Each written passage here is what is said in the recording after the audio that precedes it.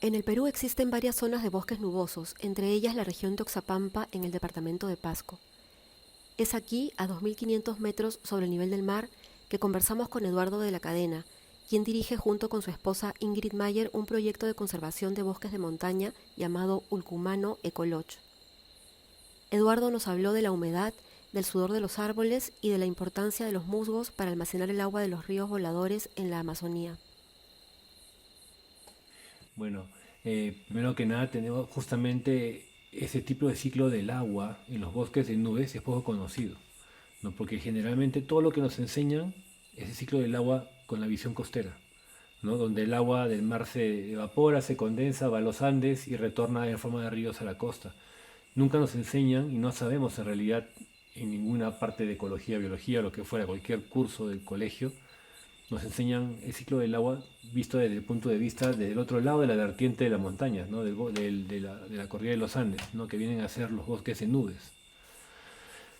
Los bosques de nubes básicamente son productores de aguas netos como si fuera una especie de red, digamos, colectora, ¿no? Entonces toda la humedad que se puede generar por evaporación de los bosques, de la transpiración misma de los árboles, porque respiran, entonces se transpira, eso se condensa, se genera la neblina y las nubes, todo eso en las tardes y en las noches, generalmente y en las mañanas muy temprano, suben y se condensan y se estancan, se podría decir de alguna manera, en las cumbres de estas montañas, ¿no? Los bosques de nubes estamos hablando que están a partir de los 1800 de altitud hasta los casi 3000 de altitud en promedio, ¿no? Ese es más o menos el bosque montano, bosque de nubes o bosque andino, ¿no? Y estos bosques, justamente toda esta neblina, perdón, se condensa en estas partes altas y todo esto, toda esta ramificación de bosques, de hojas, de copas, hace que esas pequeñas gotas se condensen en estas hojas y copas y chorreen por el tronco del árbol y se retenga en el suelo. El suelo de por sí ya también genera otro tipo de ecosistema, otro tipo de forma que hace una manera de esponja gigante dentro de todos esos musgos que existen ahí, que es uno de ellos, el principal es el sphagnum o fagnum, es un musgo que puede retener hasta 14 veces su peso en agua, ¿no? Y eso está en todo el suelo, esas partes altas de la montaña. Entonces, toda esa agua colectada por los árboles y que se chorrea por el tronco se retiene en estos musgos. Y este musgo lo retiene en época seca y en época de lluvias, hasta un punto en que ya no puede retener más porque su saturación máxima empieza a filtrar el agua hacia el subsuelo. ¿Ya? Y ya recién por el subsuelo, por pendiente, se generan las quebradas y los pequeños riachuelos que luego van formando unos ríos más grandes, pues, ¿no? Entonces, básicamente es la evaporación, transpiración, nubes y neblina que se retienen en las montañas altas. Ahí se vuelve a condensar, se vuelve a separar de esa condensación, se podría decir, las gotas pequeñas de agua y chorrean por el tronco y vuelven a pasar al suelo, filtrado, retenido y colectado nuevamente hacia las quebradas. No, ese es el ciclo del agua. Y esto también se suma a una cosa muy importante que es conocido como los ríos voladores de la Amazonía. Estos ríos voladores de la Amazonía, estamos hablando de toda la cuenca amazónica, sea Brasil, parte de Bolivia, Perú. Perú es la segunda superficie a nivel de toda Sudamérica que tiene más cantidad de bosques amazónicos, después de Brasil. Entonces, todos estos árboles tropicales bombean agua de la misma manera por su transpiración, por su ciclo de respiración, bombean agua por las hojas hacia la atmósfera.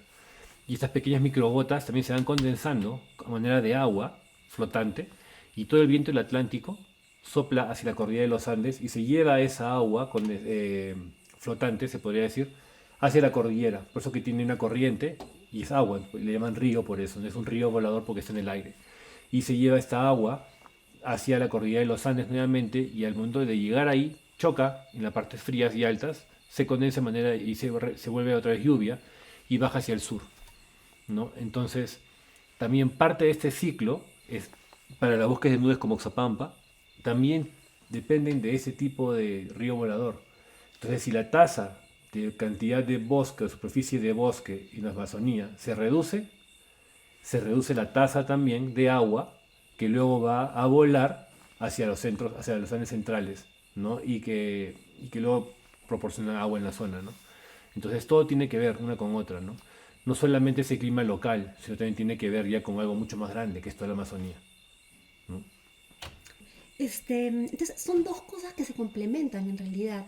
Los Ujú. ríos voladores y el vapor, el sudor, digamos, de las hojas, es, son variantes de lo mismo, momentos de lo mismo, o son cosas distintas que se complementan. Los ríos voladores llegan de alguna manera por los vientos Ujú. del Atlántico y Que se es va la humedad. sumando, así es, que viene a ser esa neblina, esa nube que viene desde el otro lado, ¿ya? Y sumado a eso, tenemos ya de evaporación y transpiración local, ¿no? Del bosque local que también todos los días genera, y se eleva y se condensa, ¿no? Y esas dos cosas sumadas nos da la cantidad de agua suficiente para poder tener agua en cantidad, ¿no? Y generar ríos grandes, en realidad, ¿no? Hablamos como afluentes que van al río Perené, como los ríos que van para el Amazonas. Em, ¿Me podrías dar algunas de las características del musgo? Sí, bueno, son plantas o terreno vegetal que básicamente son como esponjas, ¿no? La textura, la contextura de la planta en sí es esponjosa, ¿no? Y colectan bastante agua en toda su superficie, no solamente como raíz que absorben agua, sino también por el hecho de que le caiga el agua y las mantenga ahí, ¿no? Por eso es que muchos viveros utilizan los musgos como parte del sustrato para cultivo de orquídeas o de plantas, porque mantiene la humedad de la maceta, ¿no? Por más que haya sido sacada de su lugar, ¿no? Entonces, una de las capacidades importantes del musgo es esa, la retención de agua, por su porosidad, básicamente, ¿no? Por la estructura que tiene, ¿no? Eso es, ¿no? Y si es una planta que vive netamente de humedad y vive en la humedad, ¿no? En el suelo, o también en troncos, en ramas, no solamente en el suelo mismo, ¿no? Sino que crece en cualquier superficie. O sea, todo este ciclo es como una especie claro, de organismo que parece ser como un sistema de pensamiento, ¿no? O sea, todo funciona en general como la naturaleza, pero acá es como muy nítido, ¿no? Como cada cosa se engrana con la otra para funcionar. En ese proceso, en ese ciclo, me da la impresión que el musgo fuese como realmente el centro neurálgico, ¿no? Yo pienso que es parte del ciclo, es Ujú. parte importante del ciclo del agua, ¿no? Porque tampoco, o sea, si es que no tuviéramos esta cobertura de árboles, de bosque, no habría qué cosa retuviera esa agua, esa neblina.